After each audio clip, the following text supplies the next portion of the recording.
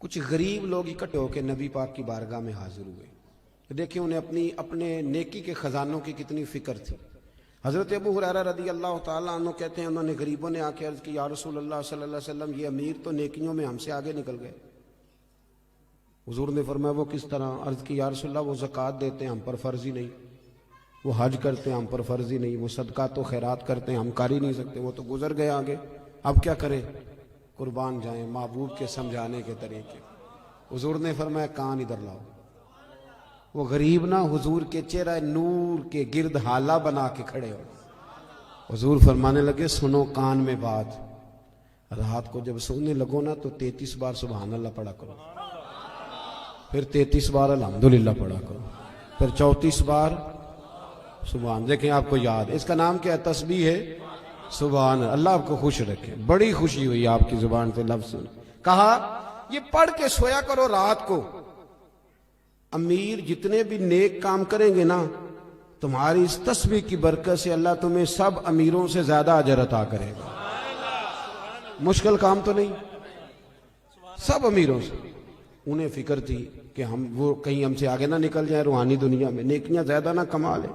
آج کل تو رٹا یہ بنا ہوا ہے کہ دیورانی کہتی ہے اپنے شوہر سے کہ میری جیٹھانی نے فریزر نیا لے لیا، اب میرا نہیں گزارا جب تک نیا آئے نا، فوری طور پہ مجھے جدھر سے مرضی ادھار قسطوں پہ لے آ، لیکن شریکے دے نار رل کے ٹرنا پیچھے. یہ ہماری دوڑ ہے. اس سے نقصان ہوتا ہے، اس سے اخلاقی کمزوریاں جنم لیتی ہیں، اس سے آزمائش میں. آپ یہ دیکھیں کہ وہ جو میرا پیچھے خزانہ ہے نیکیوں کا جو خزانہ ہے اس میں آج کل کیا ہے؟ میری زبان کہیں ایسا تو نہیں کہ باقی ہر جگہ چلتی ہے صرف ذکر میں نہیں چلتی، میرا سر باقی سارے کام کرتا ہے صرف اللہ کی بارگاہ میں صحیح نہیں. یہ غور کریں. حضرت ابو ہریرہ رضی اللہ تعالیٰ عنہ فرماتے ہیں وظیفہ پوچھ کے گئے اور پھر وہ کچھ دنوں کے بعد واپس آئے. گئے تو بڑے مسکراتے گئے تھے جیسے خزانہ ہاتھ لگ گیا. بڑے کچھ دنوں کے بعد واپس آئے تو بڑے پریشان تھے. حضور نے فرمایا اب کیا ہوا؟ کہ یا رسول اللہ بڑی پریشانی بن گئی. اب بھائی ہوا کیا؟ عرض کرنے لگے یا رسول اللہ وہ بات تو امیروں نے بھی سن لی ہے. ایک صحابی کہنے لگے میرا پڑوسی بڑا امیر ہے، رات وہ بھی تسبیح پڑھ رہا تھا اپنے سین میں سن رہا تھا. حضور اب کیا کرتا ہے؟ تو سرکار اس بات سے راضی ہوتے تھے. حضور خوش ہوئے، مسکرائے، فرمایا اب کیا کرنا ہے؟ ذالک فضل اللہ یؤتیہ من یشاء. یہ پھر اللہ کا فضل ہے، وہ جس کو چاہے عطا کر دیتا ہے. میرے عزیز سمجھیں کہ وہ لوگ اور وہ ذرا سا بھی اپنے اندر ریا نہیں آنے دیتے تھے. حسد نیک آدمی میں بھی ہوتا ہے. ناراض تو نہیں ہو گئے نیک لوگ جی؟ نیک ناراض نہ ہو جائیں. حسد نیک آدمی میں بھی، بندہ نیک بھی ہوتا ہے اور حسد بھی، چونکہ حدیث ہے ترمذی شریف میں حضور نے فرمایا حسد نیکیوں کو یوں کھا جاتا ہے جیسے خشک لکڑی کو آگ کھا جاتی. تو اس کا مطلب ہے حضور نے فرمایا بندہ حاسد بھی ہوتا ہے اور نیک بھی ہوتا ہے، اس کے ساتھ ساتھ حسد بھی چل رہا ہوتا ہے اور نیکیاں بھی. تو پھر نیک آدمی کو چاہیے نا حسد سے جان چھڑائے. ایسا نہ ہو کہ وہ نیکیاں کرتا جائے اور ساتھ ساتھ حسد کھاتا جائے. اس کا کوئی فائدہ. اپنی روحانی زندگی کہیں تکبر نہ آئے کہیں بھی. اور امام کشاری تو یہاں تک فرماتے ہیں، آپ فرماتے ہیں میں نے بہت سارے جھکے ہوئے لوگ دیکھے ہیں، گردنیں جھکی ہوئی ہیں، دل میں بڑا تکبر ہے. آپ فرماتے ہیں میں نے بہت سارے دعائیں مانگنے والے دیکھے ہیں جو جزاک اللہ بھی برابر کہہ رہے ہیں پر اندر ان کی عداوت بھی برابر ہے. ایسا نہیں کریں.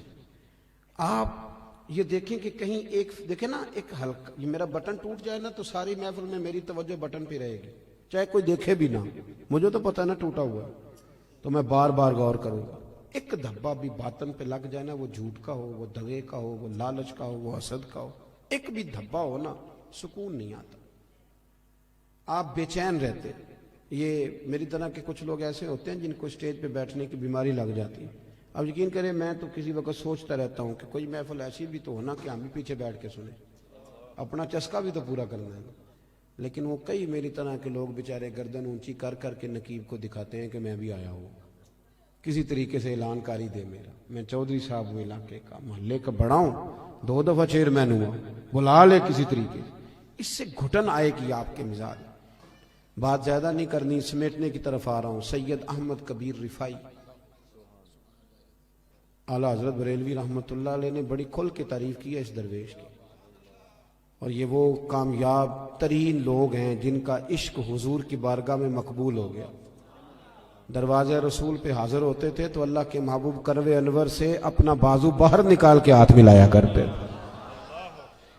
हजरत सैयद अहमद कबीर रिफाई रहमतुल्लाह ताला अलैह फरमाते हैं कि किसी ने कहा हजरत इतना ऊंचा मकाम कैसे मिल गया? तो आप फरमाने लगे, लोग मुझे मुफ्ती भी कहते थे, आलिम भी कहते थे, कुछ लोग मेरे मुरीद भी थे, लेकिन फरमाते मैंने सारी जिंदगी सबसे गुनाहगार मुसलमान को भी अपने से अफजली समझा।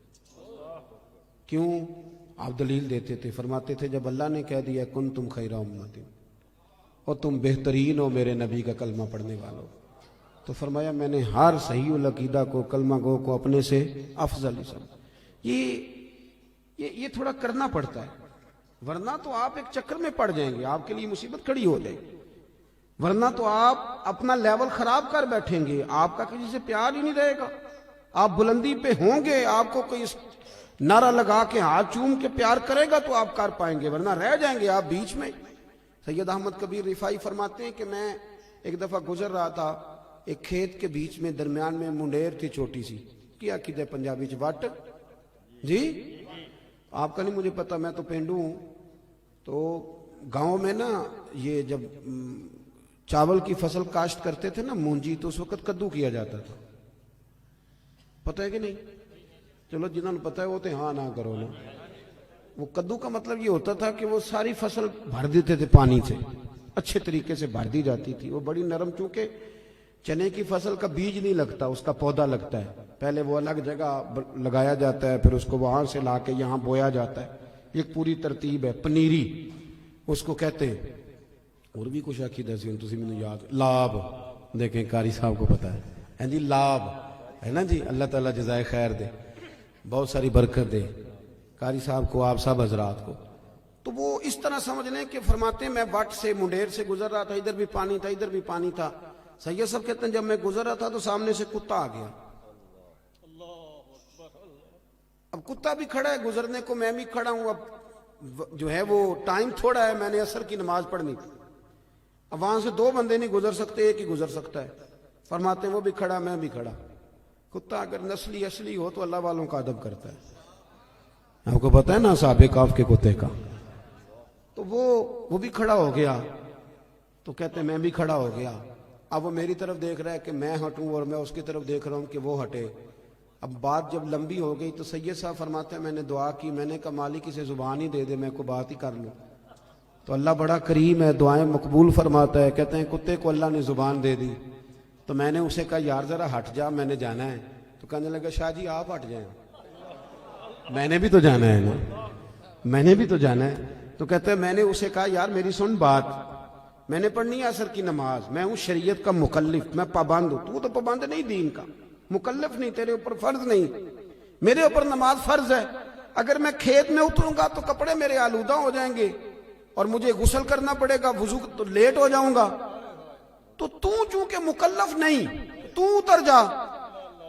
तो कहते हैं उसने मुझे बड़ी अजीब बात कर दी, कहने लगा शाह जी खेत में उतरने से तो आपके कपड़े आलूदा होंगे, पर मुझे कुत्ता और हकीर समझकर अगर आपने खेत में उतारा तो आपका दिल आलूदा हो जाएगा और कपड़े तो धुल जाएंगे। वो क्या कहा था दरवेश ने? बाबा साहब कहने लगे राती जागे तो शेख सदा में, राती जागदे कुत्ते तैथों उत्ते, मालक दा दर मूल न छड़ दे, भाਵੇਂ मारो 100 जुत्ते तैथों उत्ते, एक बुरकी दा कदर पछानन, भाਵੇਂ मालक होवन सुत्ते तैथों उत्ते।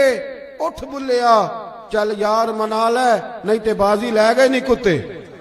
उठ बुलिया चल यार मना ले, नहीं ते बाजी लै गए। सैयद साहब फरमाते मैं छलांग लगा के उतर गया खेत में, कपड़े आलूदा हो गए, मैंने धोए, नए सिरे से वुजू किया, कपड़े बदले, लेकिन मेरा दिल बड़ा ठंडा रहा कि मैंने हकीर नहीं जाना अल्लाह की। थोड़ी सी ना अपनी रूहानी जिंदगी पर भी तवज्जो दें, थोड़ी सी तैयारी करें, हमने जाना है कब्र में। लोग ना हजरत अब्दुल्ला इब्न मुबारक रहमतुल्लाह अलैह के आखिरी वक्त आया तो अम्मा भी रो रही थी, बच्चे भी रो रहे थे, बीवी भी रो रही थी। तो बीवी से कहने लगे क्यों रोती हो? तो कहने लगी तू मेरा सरताज है, तू है तो मैं बादशाह हूं, तेरे बाद कौन पूछेगा? میں اماں تم کیوں روتی ہے؟ تو ماں کہنے لگی بیٹے تو اور بھی ہیں پر تو فرما بردار پتر تھا، تیرے بعد کون پوچھے گا؟ بچوں سے پوچھا تم کیوں رو رہے ہو؟ کہنے لگے ابا جس طرح بیاہ کرتا ہے دوسرا تو کوئی نہیں نہ کرتا، تیرے بعد کون پوچھے گا؟ تو حضرت عبداللہ ابن مبارک کہنے لگے اوہو میں سمجھ رہا تھا مجھے رو رہے ہو، تم تو اپنی ضرورتوں کو رو رہے ہو، مجھے کہاں رو رہے ہو؟ اور میں رو رہا ہوں کہ میں نے آگے کیا لے کے جانا۔ ہماری باقی وزاداری ٹھیک ہے، اب کہاں وہ لوگ ملتے ہیں جن کے کپڑوں پہ پابند لگے ہو؟ اب غریب آدمی بھی اچھے کپڑے پہنتا ہے، ہفتے میں 2 دفعہ گوشت کھاتا ہے، اب کوئی ایسا مسئلہ نہیں رہا۔ لیکن وہ جو ہماری روحانی زندگی تھی نا، لیکن نا مشکاۃ شریف میں حدیث ہے، اللہ کے رسول صلی اللہ علیہ وسلم نے فرمایا اپنے گھروں میں مسجد بناؤ، یعنی گھر میں ایک حصہ مخصوص کرو نماز کے لیے۔ اور حدیث کے اگلے لفظ یہ ہیں کہ گھر کو قبرستان نہ بنا لیں۔ اس کا مطلب ہے کہ گھر زندہ ان لوگوں کا ہے جو گھر میں رہتے ہوں اور نفل پڑھتے ہوں، باقی تو گھر مردہ ہے، جتنے مرضی لوگ بستے ہوں۔ ایک لائن ہے صوفیاء کی پوری، حضرت فضیل بن عیاض سے لے کر ابراہیم بن ادم تک، ایک لائن پوری، جو کہتے ہیں ویسے ہی گزر رہے تھے تو کسی گھر سے کوئی آیت سنی تو ہمارے اندر تبدیلی آ گئی، کسی گھر سے کسی کے پڑھنے کی آواز سنی تو تبدیلی آ گئی، بدل گئے، چھوڑ دیے گناہ۔ اب تو گھروں سے قرآن سننے کی آواز آتی نہیں، اب نہیں آواز آتی۔ دیکھو لوگ نفسیاتی مسائل کا بہت زیادہ شکار ہو گئے، ڈپریشن ہے، ٹینشن ہے، آواز آ رہی ہے، لڑائی ہے۔ اس کی وجہ یہ ہے کہ اپنی عقل کی کھوپڑی سے سارا کچھ ٹھیک کرنا چاہتے ہیں۔ عقل محدود ہے، آپ کدھر تک بھاگیں گے اس کو لے کے؟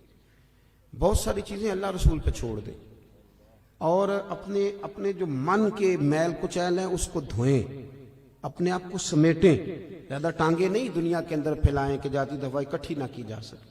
اپنی زندگی میں کچھ چیزوں کو محدود کریں، بچا کے سارا کچھ چھڑا کے سب سے، مصلی لے کے نا بغل میں چھپا کے تھوڑا الگ سے بیٹھے، ایک تسبیح، ایک پانی کا پیالہ، ایک مصلی، پانی کا پیالہ ڈھکا ہوا، بند کریں یہ موبائل شبائل، تھوڑی دیر تنہا بیٹھے مصلی میں۔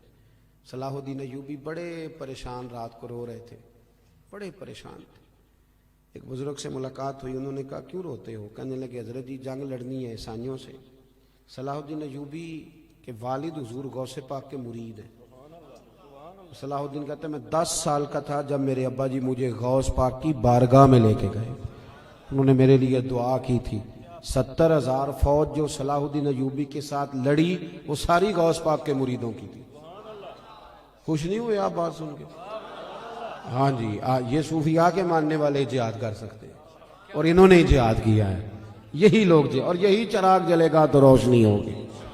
بہرحال صلاح الدین ایوبی بزرگ سے کہنے لگے کہ پہلے ہی بڑی کمزوری ہے مسلمانوں کے پاس، اسلحہ کوئی نہیں، اور ابھی مجھے خبر ملی ہے کہ عیسائیوں کا ایک بحری بیڑا اسلحے سے بھرا ہوا بحری جہاز آ رہا ہے، تو وہ بھی اگر اسلحہ شامل ہو گیا تو بڑا مسئلہ بن جائے، تو میں بڑا پریشان ہوں، بزرگوں دعا کرنا۔ بابا جی کہنے لگے چل عشاء کے بعد تو بھی دعا کر، میں بھی کروں گا۔ بزرگ کہتے ہیں میں عشاء پڑھ کے چلا گیا، جب رات کو دوبارہ آیا نا مسجد میں تو صلاح الدین سجدے میں گرے ہوئے تھے اور رو رہے تھے، اللہ مہربانی فرما، اللہ مہربانی، اللہ مدد فرما، رو رہے۔ کہتے میں نے کہا اسے یکسوئی حاصل ہے، میں یہاں نہیں، میں گھر میں جا کے مصلی بچھاتا ہوں، سکتا ہے میری وجہ سے اس کو یکسوئی نہ ملے۔ کہتے میں گھر چلا گیا، جب فجر کی نماز پڑھنے کے لیے میں آیا تو صلاح الدین بڑے تر و تازہ تھے، خوش تھے۔ میں نے نماز کے بعد پوچھا خیر ہے؟ کہنے لگے حضور میرے رب کریم نے بڑا فضل کیا، وہ ان کا بحری بیڑا دریا میں غرق ہو گیا، ابھی اطلاع ملی ہے ابھی۔ بزرگ کہتے ہیں اس کی بات سنی تو مجھے وجد ہو گیا، میں نے کہا صلاح الدین وہ دریا میں غرق نہیں ہوا، تیرے آنسوؤں میں غرق ہو گیا، جو تو رویا ہے نا رات، تیرے آنسو سنے نا حدیث۔ حضور نے فرمایا اگر تو اللہ کے خوف سے رو پڑے اور صرف اتنا آنسو جتنا مچھر کا پر ہوتا ہے اگر اتنا بھی تیری آنکھ سے نکل گیا تو تیرا دوزخ میں جانا اتنا ہی مشکل ہوگا جتنا بھینس کے تھنوں سے نکلے ہوئے دودھ کا دوبارہ تھنوں میں جانا مشکل ہوتا۔ پر کوئی اتنا بھی تو روئے تب ہے، کسی کو اتنا روحانی زندگی آباد کرے، دعائیں لمبی مانگا کرے، بہت زیادہ مانگا کرے۔ حضور فرماتے ہیں جو رب سے زیادہ مانگے اللہ اسے راضی ہوتا ہے۔ اپنا تعلق، یہ دعا بندے کا اللہ سے رشتہ ہے. دعا مانگیں، مصلی پہ بیٹھیں، درود و سلام پڑھیں، ذوق سے پڑھیں. ایک جگہ ایسی مخصوص کریں جہاں بندے نہ ہمیں دیکھیں، وہاں بن صبر کے سج کے بیٹھیں. کوئی پوچھے کہ یہاں اکیلے میں سج کے کیوں بیٹھے ہو، تو بتاؤ رب رسول کے لیے بیٹھا ہوں، ان کے لیے سجا سمرا بیٹھا ہوں، ان کی یاد میں بیٹھا ہوں، ان کے لیے بیٹھا ہوں. اپنی روحانی زندگی کو مضبوط کریں، اپنے اندر کے معاملات کو درست کریں. آپ کو سکون ہوگا. جب غذا ملے گی تو آپ دیکھیں گے دل آپ کا مضبوط ہے. دعا کرتا ہوں جو میں کہہ سکا میرا اللہ قبول فرما لے، جہاں بھول گئے اللہ ہم سے درگزر فرمائے.